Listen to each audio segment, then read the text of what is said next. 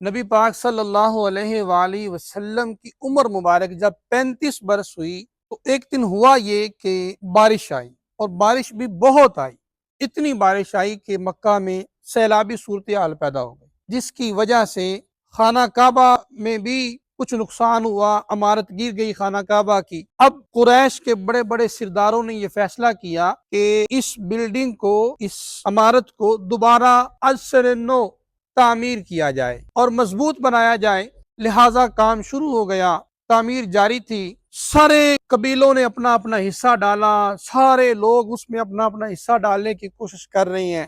حضور نبی پاک صلی اللہ علیہ وآلہ وسلم جو جان کائنات ہیں، جو رحمت عالم ہیں، حضور بھی اپنے کندھوں پہ پتھر اٹھا اٹھا کر اس عظیم کام میں حصہ لے رہے ہیں۔ حضور بھی اس میں اپنا حصہ ڈال رہے ہیں اور پتھر اٹھا اٹھا کر لے جا رہے ہیں۔ جب حجر اسود کو نصب کرنے کی باری آئی، اس کو رکھنے کی باری آئی، تو فتنوں نے سر اٹھا لیا۔ کوئی قبیلہ کہہ رہا ہے کہ یہ عظیم کام ہم کریں گے، کوئی کہہ رہا ہے کہ یہ کام ہم کریں گے، کوئی کہہ رہا ہے یہ کام ہم کریں گے۔ جھگڑا بڑھتا گیا بڑھتا گیا، 4 دن گزر گئے، فیصلہ نہ ہو پایا۔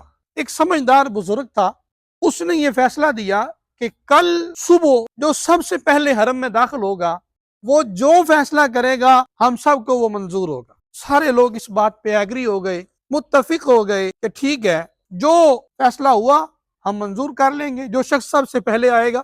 اتفاق یہ ہوا کہ اگلے دن سب سے پہلے حرم میں داخل ہونے والی شخصیت کا نام حضرت محمد مصطفیٰ صلی اللہ علیہ وآلہ وسلم تھا۔ حضور سب سے پہلے داخل ہوئے۔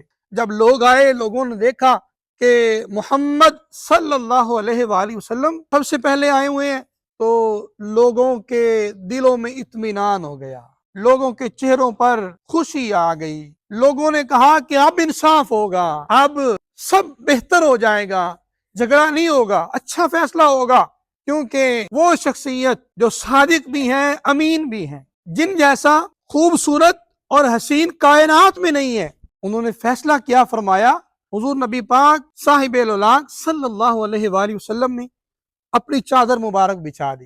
حضور نے فرمایا کہ جو قبیلے حجر اسود کو نصب کرنے کے، اس کی مقام پہ رکھنے کے خواہش مند ہیں، ان کے سردار تشریف لے آئے۔ ان کی سردار باہر آ گئے۔ نبی پاک صلی اللہ علیہ وآلہ وسلم نے اپنے ہاتھوں سے حجر اسود کو اٹھایا، اپنی چادر پہ رکھا، اور حضور نے فرمایا سارے اس کو اٹھائیں۔